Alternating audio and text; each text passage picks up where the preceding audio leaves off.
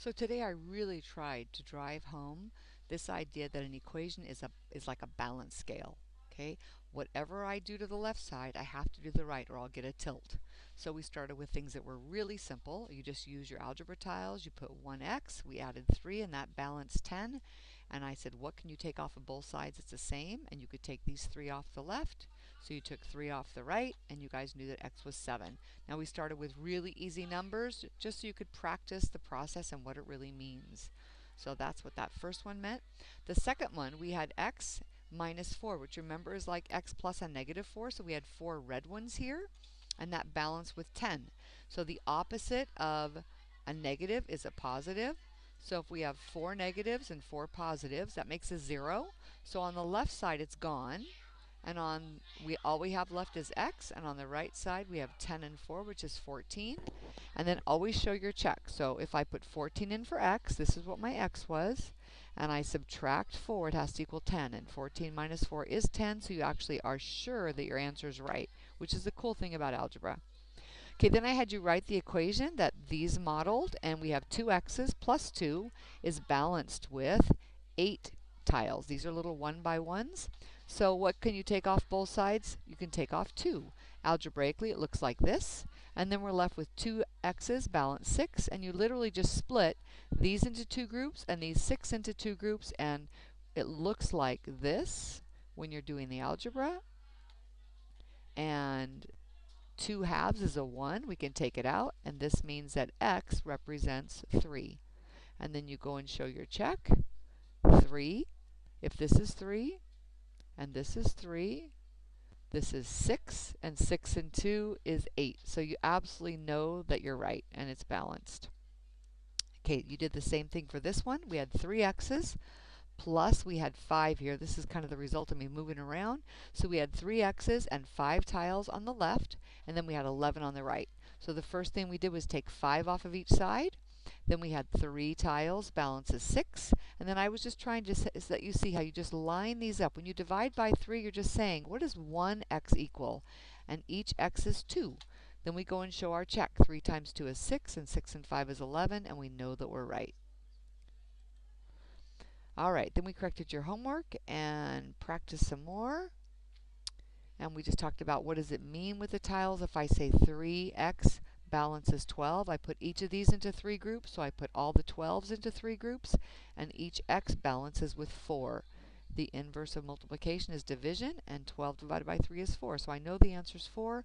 I check it by saying 3 times 4 is 12. Yep, 12 is equal to 12. I know that I'm right. Okay, then you model these on your own with algebra tiles. We solve them. I've got 2 x's and 3, balanced 11. I can take 3 off the left as long as I take 3 off the right. Algebraically, it looks like this, minus 3, minus 3. On the left, I have 2 x's, balance 8. I split them into 2 equal groups, and I get x is 4. And then I show my check. 2 times 4 is 8, 8 and 3 is 11. And we know we're right. Okay, so just a few steps to show. So took 3 off each side, then I have 2 x's, balance 8, and then I split those into 2 equal groups. So I know x is 4, and then I show my check. So here's what we're doing with algebra, here's what we're doing with the tiles, and here's our check. And they all match.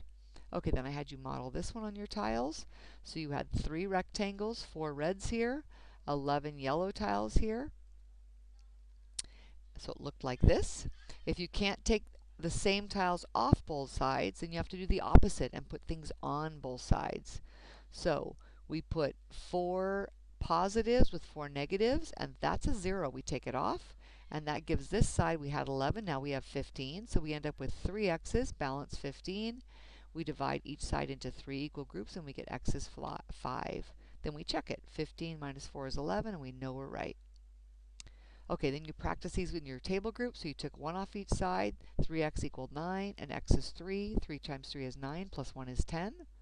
You actually did these on your paper. So here are the steps. The next one that you practice, we added 3 to both sides.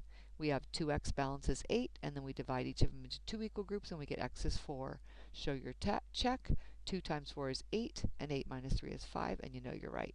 I just walked around and checked your paper, so you should have these in your class notes. Okay, then you tried this new one that related algebra and geometry. So we had two unknown angles, but we know that they're the same because they each got the same variable. So angle plus 90 equals a full circle, which is 360 degrees. So always combine your like terms before you begin to undo. So we have 2x's plus 90 is 360. We subtract 90 from both sides, and we have 2x's equals 270. Divide both sides by 2, and each angle is 135. To show my check, I actually put it back in the circle. 270 plus 90 is 360, so we know it's right. Check. All three angles in a right triangle add up to 180 degrees, so we have 2x's plus an x plus a right angle, so it's 3x plus 90 equals 180. We subtract 90 from both sides, and we know that our 3x's equal 90. Divide both sides by 3, and x is 30. So if this angle is x, it's 30. This angle is 2x. 2 times 30 is 60. And then show your check. 60 plus 30 is 90, plus 90 is 180, and we know we're right. All right, and there's our steps for that last problem. Okay, then we just really focused on how solving an equation is just working backwards. So I said I'm thinking of a mystery number. If you divide it by 3, so this was my x here. We were actually showing our check later. And then we subtract 64, you get 76. So to undo this, you guys added 64 to both sides, and then we multiplied both sides by 3, and we got x is 420. And then you did a check. 420 divided by 3 is 140. 140 minus 64 is 76. So we knew that we were right. So here's what the steps look like. We add 64 to both sides. We multiply both sides by 3, and we get 420 rather, and then we show our check. 76 on the left, balance is 76 on the right. A new one, I'm thinking of a mystery number. If you multiply it by 5, divide that by 7, and subtract 4, you get 6. So here's what it looks like. And then we solved it. We added 4 to both sides. We undid this division by multiplying both sides by 7. Then we undid this multiplication by dividing both sides by 5. Here's our check. 70 divided by 7 is 10, and 10 minus 4 is 6. We know we're right. So again, here are the steps one at a time. Add 4 to both sides.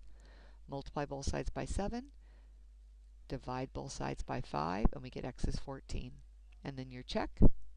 Boom. 6 equals 6 at the bottom. Okay, and our last problem was about Rose buying stamps and mailing her postcards. So she spent a total of $5.12. She bought and mailed 8 postcards with that. The stamps altogether cost $1.52, and it was how much did Rose pay for each postcard?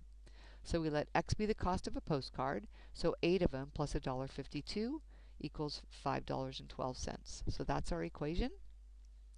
You guys solved it. You subtracted $1.52 from both sides, and you had $3.60, and you divided that by 8, and you got 45 cents per postcard.